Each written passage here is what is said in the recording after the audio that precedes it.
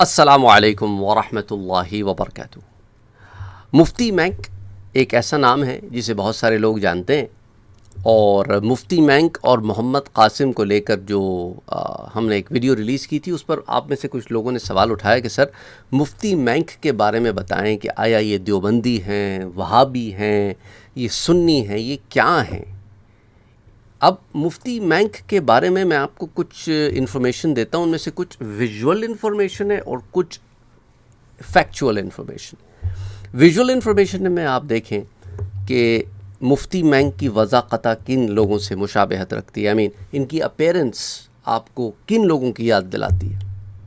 مجھے کچھ زیادہ بولنے کی ضرورت نہیں ہے کہ اپیرنس انسان انہی لوگوں کی اختیار کرتا ہے جن لوگوں سے ہم آہنگی ہوتی ہے، جن کے ہاں بلایا جاتا ہے، جن کے ساتھ کانفرنسز کی جاتی ہیں۔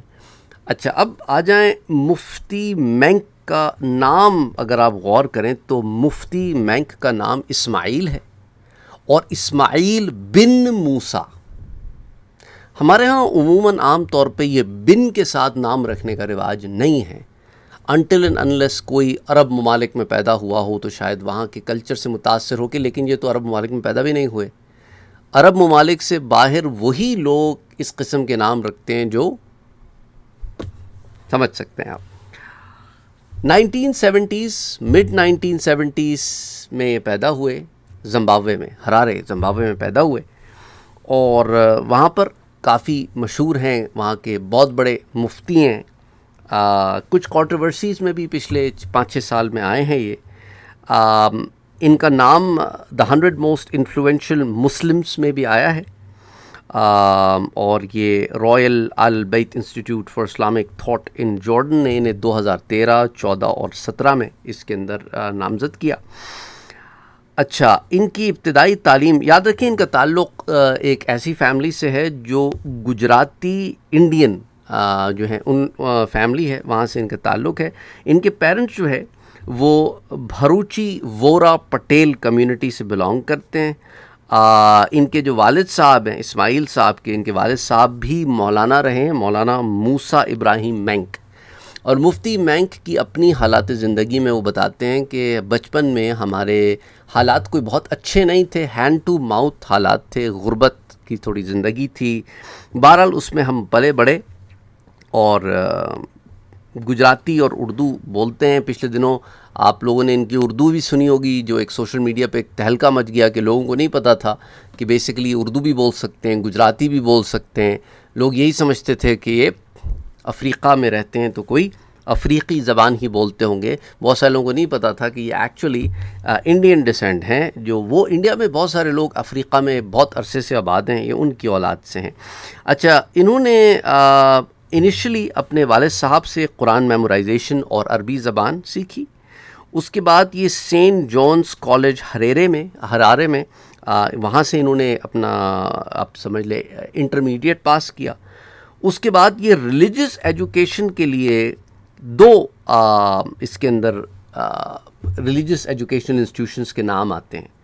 ایک نام آتا ہے کانتہاریہ دارالعلوم، ہو سکتا ہے مجھے نام اس کا گجراتی میں ہو اس لیے مجھے اس کا صحیح پروننسیشن نہیں آتا ہو، بہرحال کانتھاریہ دارالعلوم جو ہے یہ گجرات انڈیا میں ہے۔ میں آپ کو بتاؤں گا کہ یہ جو اسکول ہے یہ کس اسکول آف تھاٹ کا اسکول ہے، وہاں سے آپ کو اندازہ ہوگا کہ یہ کون ہے۔ اچھا، اب آ جائیں کہ اس کانتہاریہ اسکول کی طرف چلتے ہیں۔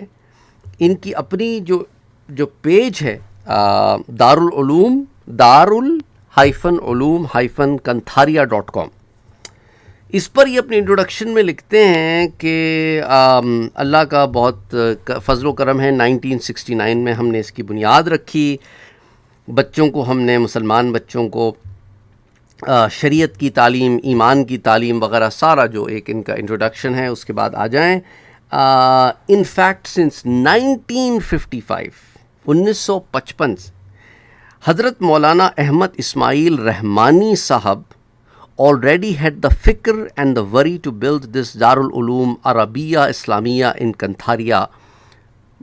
تو بھروچ آپ گجرات کے لوگ بہتر بتا سکتے ہیں اس کا کیا صحیح پروننسیشن ہے۔ تو ان صاحب حضرت مولانا احمد اسماعیل رحمانی صاحب جو ہیں، ان کو اس کی فکر تھی کہ دارالعلوم عربیہ اسلامیہ یہاں پر بنایا جائے کنتھاریا میں. اس کی وجہ سے there after some gentleman from the village of Kanthariya gave the land to open this Darul Uloom. کچھ دیہاتی لوگوں نے، کچھ دیہی لوگوں نے کنتھاریا کے زمین دی کہ یہاں دارالعلوم بنایا جا سکے. آفٹر دیٹ مولانا حسین احمد مدنی صاحب، مولانا حسین احمد مدنی صاحب کا تعلق کہاں سے ہے؟ دیوبند سے.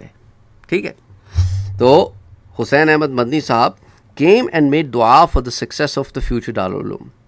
تو اب آپ اس سے اندازہ کر سکتے ہیں کہ مفتی مینک کی اسلامک ایجوکیشن کس دارالعلوم سے ہوئی ہے، جو دیوبندی دارالعلوم ہے. مزید برآں اسی ویب سائٹ پہ یہ بھی لکھا ہے the construction work started on 15 December 1966 and the 29th March 1969 قاری طیب صاحب led the opening ceremony of Darul Uloom کنتھاریا. تو قاری طیب صاحب آپ کو پتہ ہے ان کا تعلق بھی کہاں سے؟ دیوبند سے. اور بہرحال اس کے اندر جو ہے دو کوئی رائے ہے نہیں کہ ابتدائی تعلیم جو ہے ان کی کہاں سے ہوئی.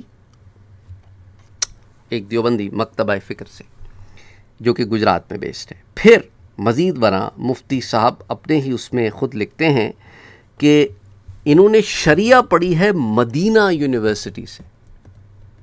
اس دور میں مدینہ یونیورسٹی جو لوگ پڑھنے جاتے ہیں پھر وہ کون سا ذہن لے کر واپس آتے ہیں؟ وہابیت. ٹھیک ہے، اور ان کی جو ڈاکٹریٹ ہے سوشل گائیڈنس میں وہ الڈرسکیٹ یونیورسٹی سے ہے.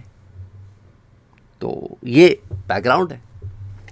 تو تعلیمی اعتبار سے تو آپ دیکھ سکتے ہیں کہ یہ کس مکتبہ فکر، کس تھاٹ پروسیس سے بلانگ کرتے ہیں. تو بہرحال چونکہ آپ لوگوں نے پوچھا تھا اس لیے میں بتا رہا ہوں.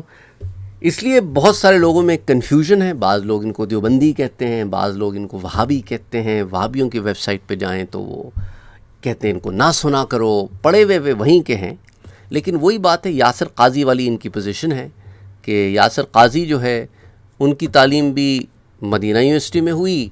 یہ مدینہ یونیورسٹی والوں کو بہت سراہتے بھی ہیں، لیکن وہابی جو ہیں آج کل ان سے بہت تپے ہوئے ہیں. کیوں تپے ہوئے ہیں؟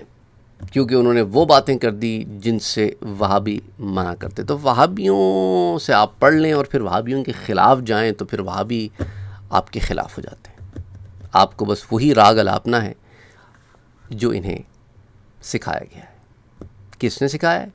اس پر ہم تاریخ وہابیت میں بات کر چکے ہیں کہ مسلمانوں کو کافر کہہ کے 4 لاکھ مسلمانوں کو قتل کرنے والے پشت پناہی انگریز کی، عثمانی خلافت کے خلاف. اور میں کیا کہوں. بہرحال آپ نے پوچھا، ہم نے بتایا. اب نیچے آ کے یہ نہ کہنا کہ امت کو توڑ رہے ہو. امت نے سوال کیا تھا، امت کو جواب دینا تو بنتا ہے.